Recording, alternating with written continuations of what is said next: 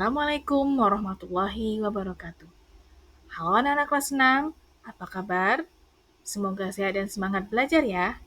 Pada video kali ini, kita belajar IPAS bab 1, topik A. Simak baik-baik ya.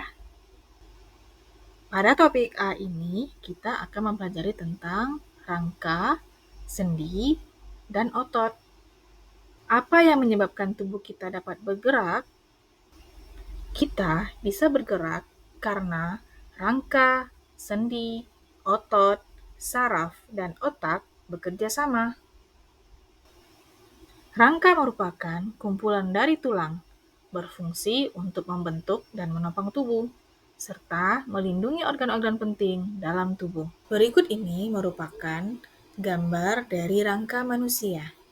Bagian-bagian dari rangka manusia terdiri dari tengkorak yang berfungsi melindungi otak, tulang belakang berfungsi menopang tubuh dan melindungi sumsum tulang belakang.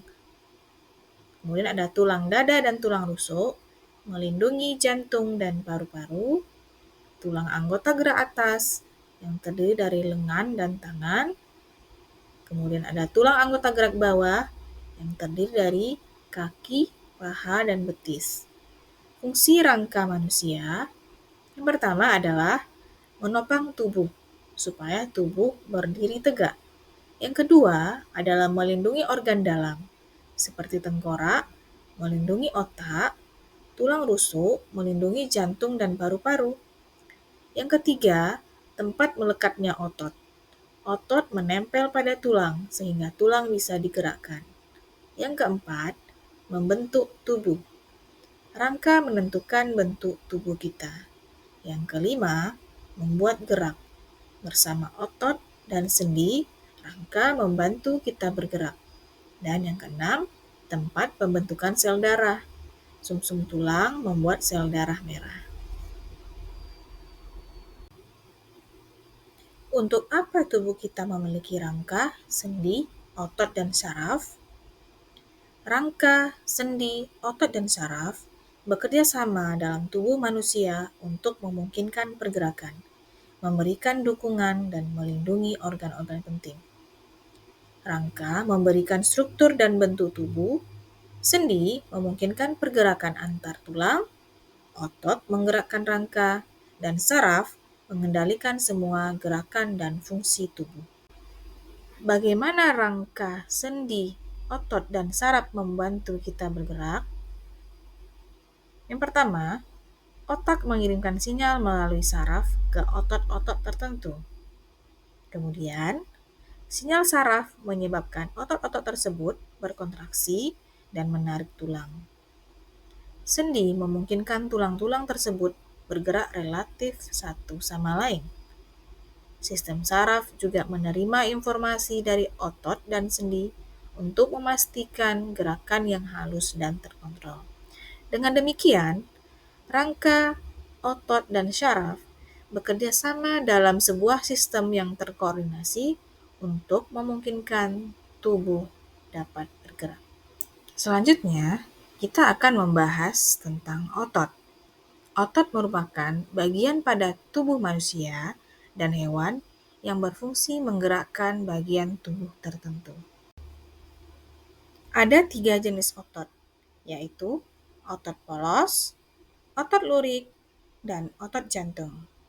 Berikut penjelasannya. Jenis otot yang pertama adalah otot polos. Bentuk ototnya gelondong seperti potongan-potongan kayu. Bekerja tanpa kita sadari atau tanpa diperintahkan, terdapat pada saluran pencernaan, pembuluh darah, saluran pernapasan, dan sebagainya.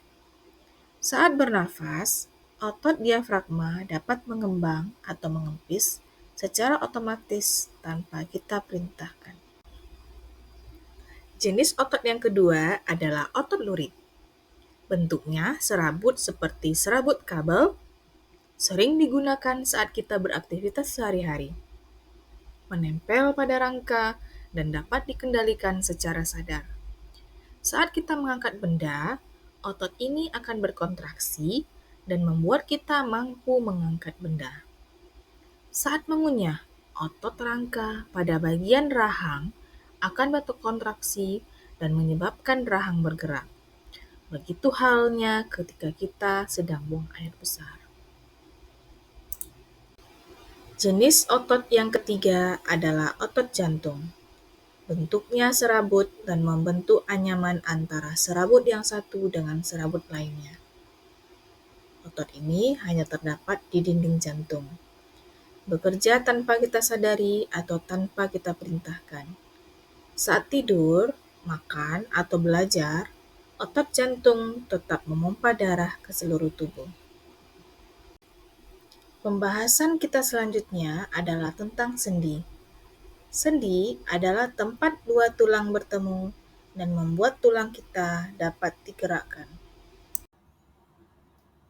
Sendi putar. Sendi putar yaitu sendi yang memungkinkan satu tulang dapat melakukan putaran terhadap tulang lain. Contohnya, yang terdapat di antara tulang leher dan tengkorak, seperti saat kalian memutar kepala. Sendi geser.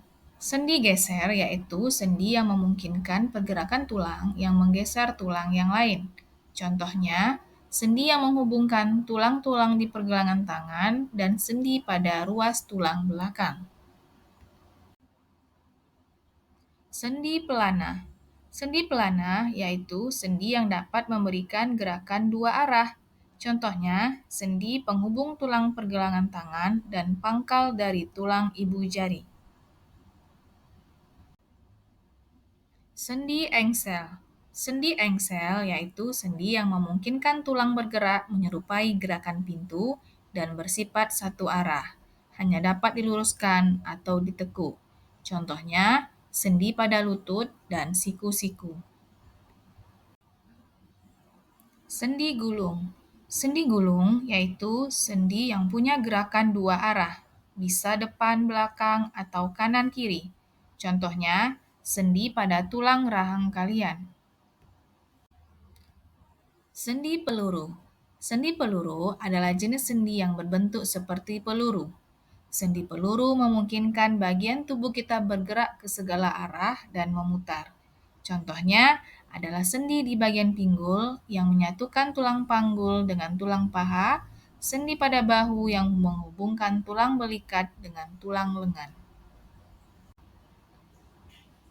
Di akhir materi ini, dapat kita simpulkan bahwa rangka, sendi, dan otot bekerja sama untuk membantu tubuh manusia bergerak dan tegak. Rangka memberikan bentuk dan melindungi organ penting. Sendi adalah penghubung antar tulang yang memungkinkan gerakan. Otot menempel pada tulang dan berkontraksi untuk menggerakkannya. Tanpa kerjasama ketiganya, tubuh tidak bisa bergerak dengan baik. Oleh karena itu, rangka, sendi, dan otot memiliki peran penting dalam sistem gerak manusia. Demikian materi untuk kali ini. Sampai jumpa di materi berikutnya. Assalamualaikum warahmatullahi wabarakatuh.